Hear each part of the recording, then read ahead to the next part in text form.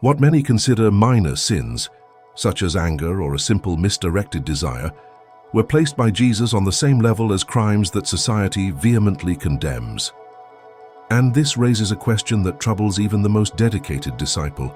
Have we underestimated the destructive power of our own heart? Before proceeding, it is worth asking, what would happen to your life if you finally understood why Jesus made these strong comparisons, and especially how this completely transforms the way you see yourself and others?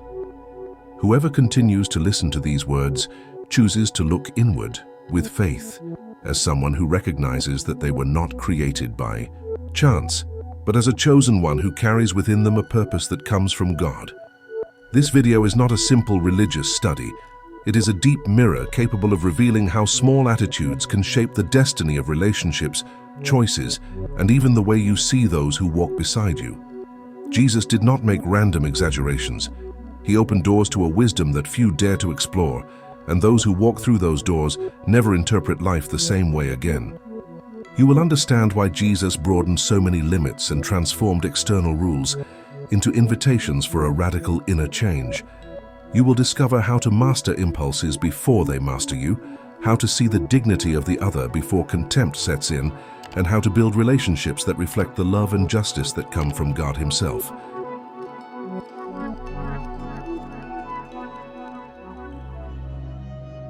It is curious to realize how behind ancient laws that many consider rigid or distant, there is a surprisingly human, almost intimate logic, as if each commandment were a window into the soul. When Jesus revisits the Torah before people who had known it since childhood, He does not repeat norms like someone reviewing a rule book. He reveals deep layers hidden under centuries of tradition. Instead of seeing the commandments as minimal boundaries, He presents them as avenues of access to a way of life that protects dignity, restores relationships, and prevents evil from settling in the small gaps of daily life. Thus, each law becomes an invitation to wisdom, not a moral burden. It is as if Jesus was saying that the problem was never just what we do, but what we are becoming. And at this point, He sets the stage for a first example that would change everything. Far from sounding like a master who merely quotes ancient texts, Jesus positions Himself as someone who sees the internal mechanism of human behavior. He knows that laws were born to contain chaos, but also to guide the construction of healthy communities, something that ancient societies understood well after centuries of coexistence, marked by tribal conflicts, revenge, and family disputes. By reinterpreting the commandments, Jesus exposes not only what they meant, but what they intended to prevent: the moral corrosion that begins with details, with invisible gestures, with thoughts that no one sees. In this way, He invites the public to look beyond the literalness and perceive that every commandment is a map for better relationships. And it is exactly in this direction that He proceeds by opening His first case study, a topic that, at first glance, seems extreme, but reveals much about what is at stake.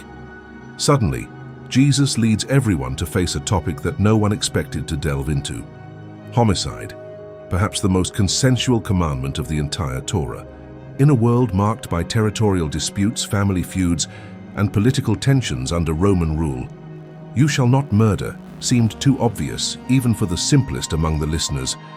But Jesus does not choose this commandment by chance. He uses it as a mirror that reveals the root of human crises before they reach the breaking point. Instead of treating murder only as an extreme act, He shows that this act arises much earlier, germinated in attitudes that go unnoticed. Thus, what seemed like a basic reminder transforms into a gateway to understanding the depth of the human heart.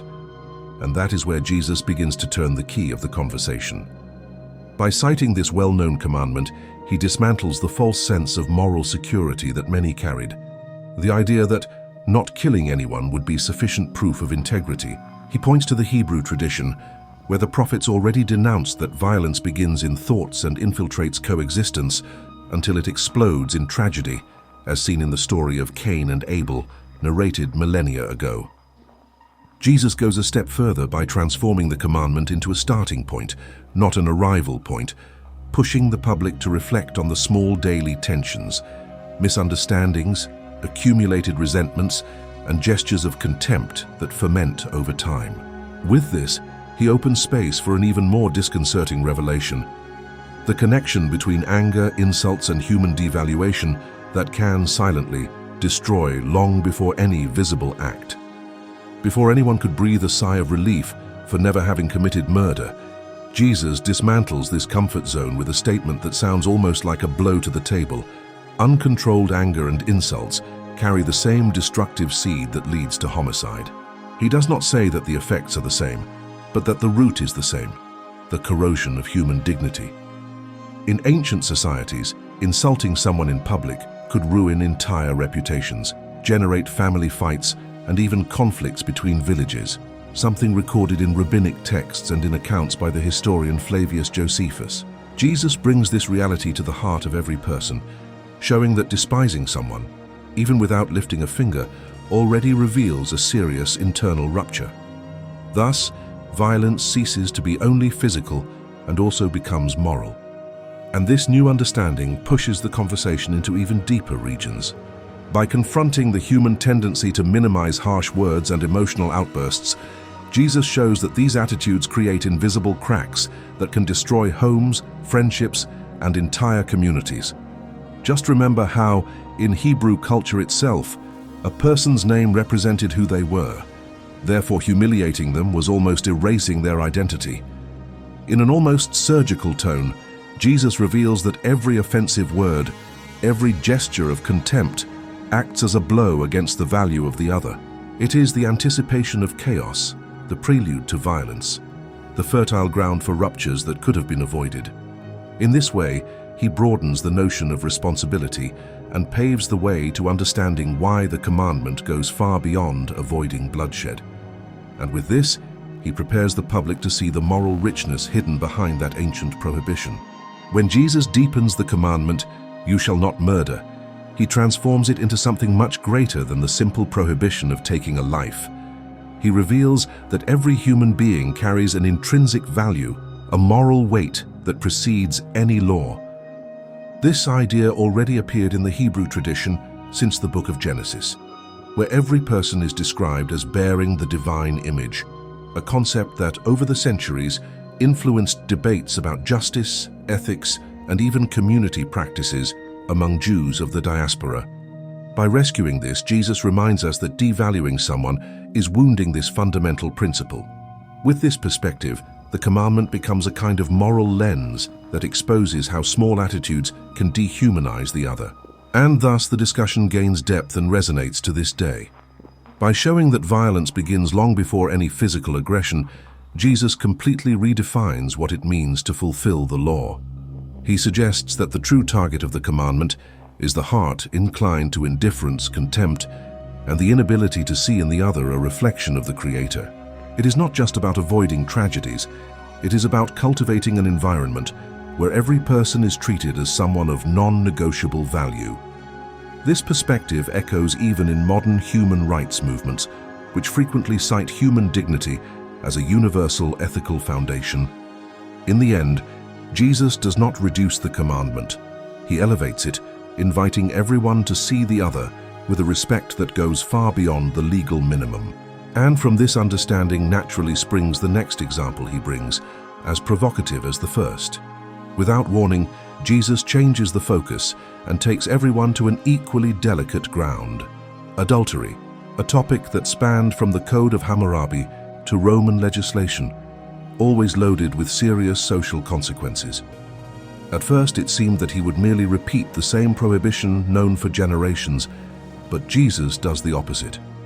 He shifts the conversation from action to intention. He does not condemn the natural impulse of admiration, something recognized by both Hebrew thinkers and Greek philosophers. The target, in reality, is the gaze that lingers, that calculates, that transforms the other into an object. At this point, he exposes a silent wound that ran through ancient homes and is still present today. And by doing this, he elevates the debate to a deeper level than any civil code could reach. For those who listened to him, this change in perspective sounded almost like an uncomfortable revelation. It was not just the forbidden act that mattered, but the internal process that preceded it.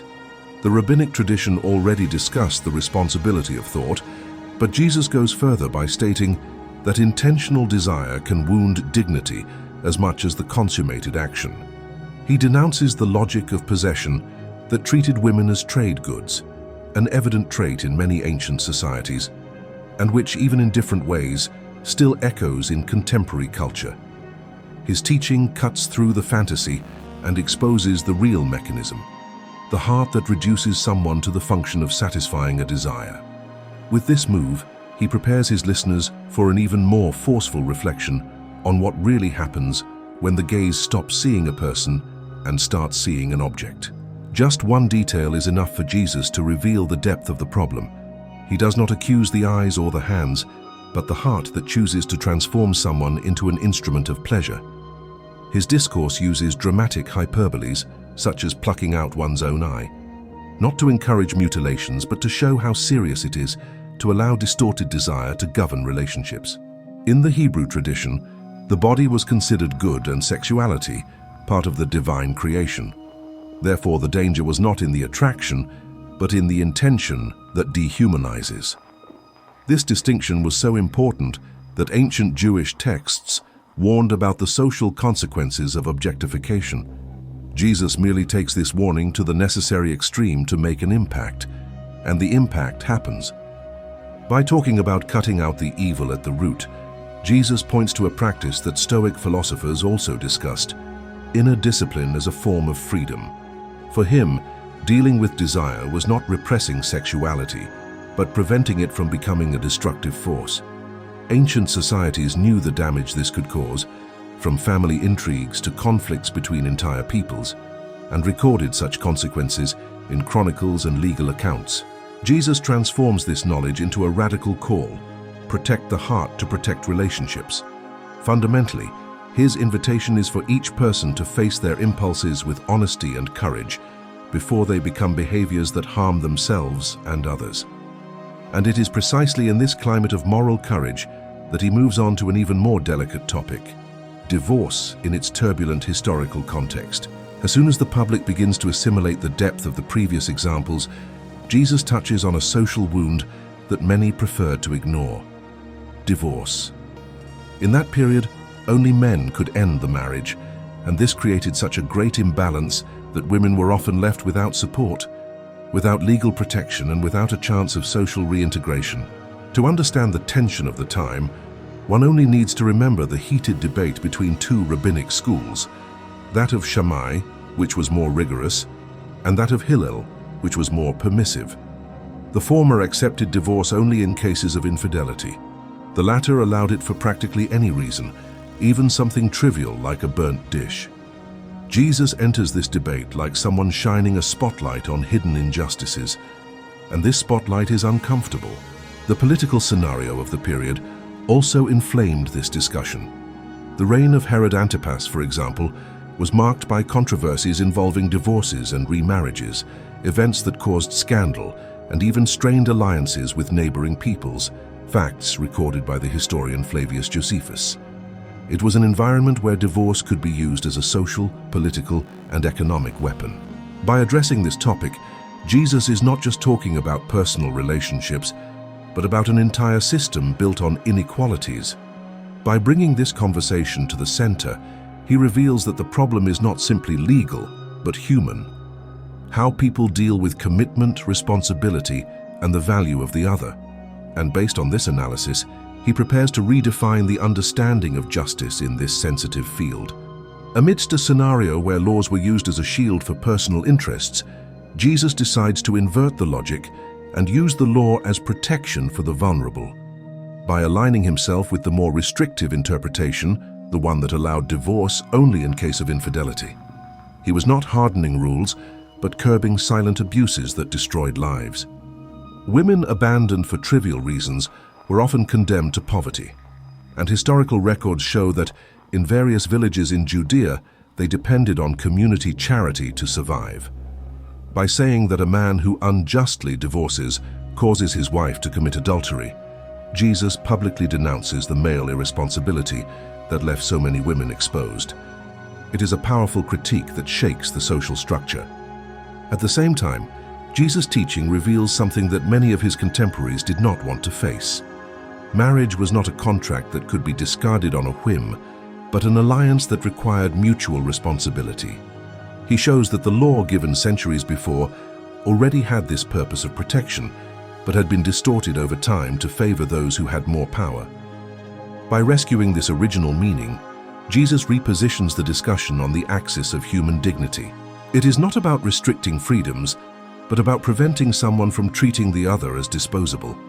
And with this course correction, he opens the way to discuss the deeper ideal of this union, something that went far beyond legal debates. Instead of dwelling on legal technicalities, Jesus leads his listeners back to the beginning of the story, when the alliance between two people was described as a deep union, marked by partnership and mutuality. He reminds us that the original purpose of marriage was not to create winners and losers, but to form a relationship where each one strengthened the other. This vision appears already in the first texts of the Torah, where the couple is portrayed as an inseparable unit, sharing responsibility and dignity. Concluding this sequence, he points to a surprisingly current path. Healthy relationships can only flourish when each person recognizes the immense value of the other. This idea echoes in modern debates about ethics, psychology, and human rights, showing how much Jesus' teachings transcend eras by dealing with the essence of human coexistence. He does not propose instant perfection, but a process of transformation that begins within and is reflected in daily choices. It is as if he was saying that the true revolution does not happen in the laws that surround us, but in the way we see each other. And with this conclusion, he leaves us before a question that resonates to this day, a question worth carrying beyond these words.